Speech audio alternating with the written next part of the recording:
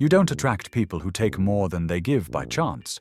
You attract them because somewhere in your past, your nervous system learned that connection wasn't something you received. It was something you maintained, something fragile, something that could disappear if you stopped paying attention, stopped adjusting, stopped giving. That learning didn't stay in childhood. It followed you. And now it quietly decides who feels familiar, who feels safe, and who feels like home. Even when home hurts, you're usually the one holding things together. Not dramatically, not loudly, just subtly. You remember birthdays, you check in, you smooth tension before it explodes, you sense shifts in tone before anyone names them. You respond even when you're tired.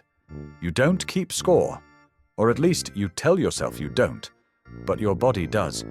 Because somewhere inside, you're always scanning, is this still okay? Are we good? Did I do something wrong? You're rarely fully relaxed in relationships, even the good ones. You don't rest into connection. You stay alert inside it. And when someone pulls away, forgets you, takes longer to respond, or shows up inconsistently, you don't immediately feel angry. You feel responsible, like there's something you missed, something you should fix, something you could do better. That reaction isn't personality, it's training. Here's the psychological part people avoid because it's uncomfortable. This pattern usually forms in environments where emotional safety was inconsistent. Not necessarily abusive, not always chaotic. Sometimes just quietly demanding. Homes where adults were stressed, emotions weren't mirrored, needs felt inconvenient, stability depended on behavior. You learned early that relationships had conditions. Maybe no one said it out loud, but you felt it. Love stayed when you were, helpful, understanding, low need, emotionally mature, so you adapted. Not consciously, nervously. You learned to offer before asking, to anticipate instead of request, to give before receiving. And your nervous system logged that as, this is how connection works. Here's the part most people don't want to admit. You don't just enjoy being generous. You feel safe when you're useful. When you're needed, you feel grounded. When you're not needed, you feel vague, uncertain, replaceable. So you unconsciously gravitate toward people who create that familiar dynamic. People who need help, need patience, need understanding, need emotional labor. Balanced people don't activate that reflex. They don't need you to earn your place.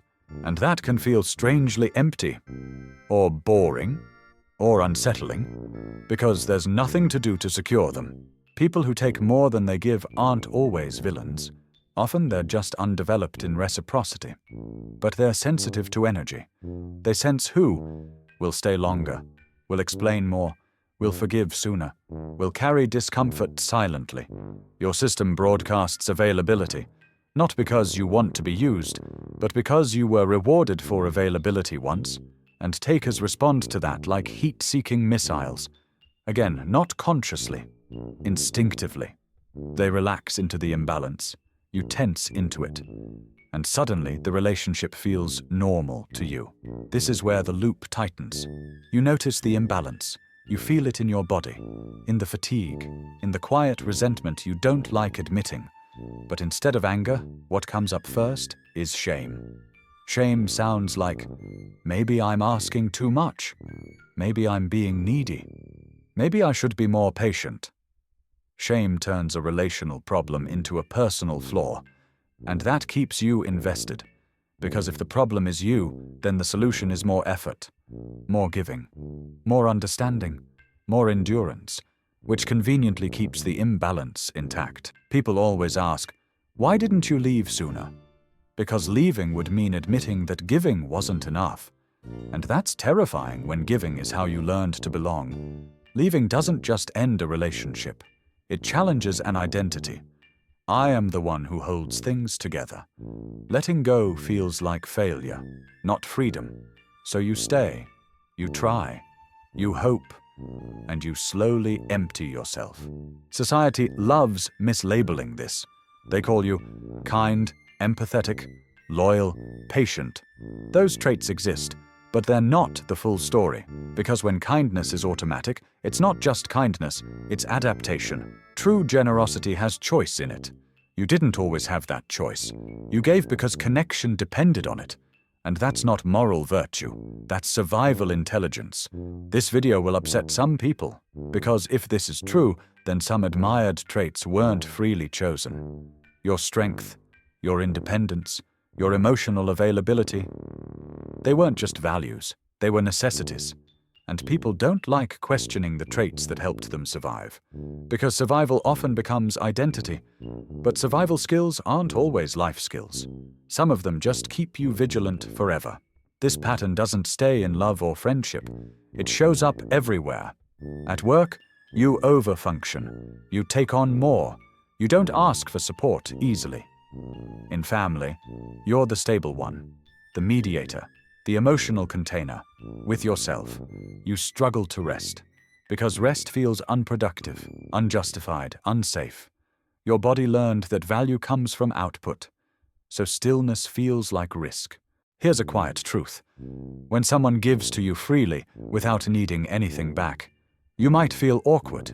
You might minimize it, deflect it, rush to return the favor, because receiving without earning violates an old rule. Your nervous system whispers, "This isn't how it works." So you unconsciously rebalance the scale, even when no one asked you to. This pattern doesn't break with boundaries alone. Boundaries without safety feel like punishment. The deeper work is nervous system level. Learning that connection doesn't require effort. Presence is enough. You don't have to perform to stay. That learning feels wrong at first, not because it is wrong, but because it's unfamiliar. Healing often feels like breaking a rule you never agreed to consciously. This part is quiet, not glamorous. It looks like unsaying less, explaining less, waiting to see who meets you, letting silence reveal effort, tolerating the anxiety of not fixing things. At first, this feels selfish, but it isn't. It's recalibration. You're teaching your system that connection doesn't collapse when you stop overgiving. Some people won't adjust. They'll call you distant, changed, cold. But what they're reacting to is the loss of unpaid labor. People who benefited from imbalance rarely celebrate equality. That doesn't mean you were wrong. It means the relationship was never mutual to begin with. There's grief here. Grief for how long you tried. Grief for how much you gave. Grief for the version of you who thought endurance was love. That grief matters, because you weren't foolish. You were loyal to a pattern that once kept you safe. You just outgrew it. You don't attract people who take more because you're broken. You attract them because your system learned to connect through giving. That adaptation was intelligent. It just doesn't need to run your life anymore. If this video made you feel seen and uncomfortable at the same time, that's recognition, not weakness. You're not cold for wanting balance. You're not selfish for wanting reciprocity. You're not demanding for wanting to be met. You were trained to overgive. And now you're unlearning it. Slowly, carefully, without becoming someone you're not. And the next video explains why people who give too much often feel empty even when they're loved. Not because they lack gratitude, but because they were never allowed to stop earning connection. Stay.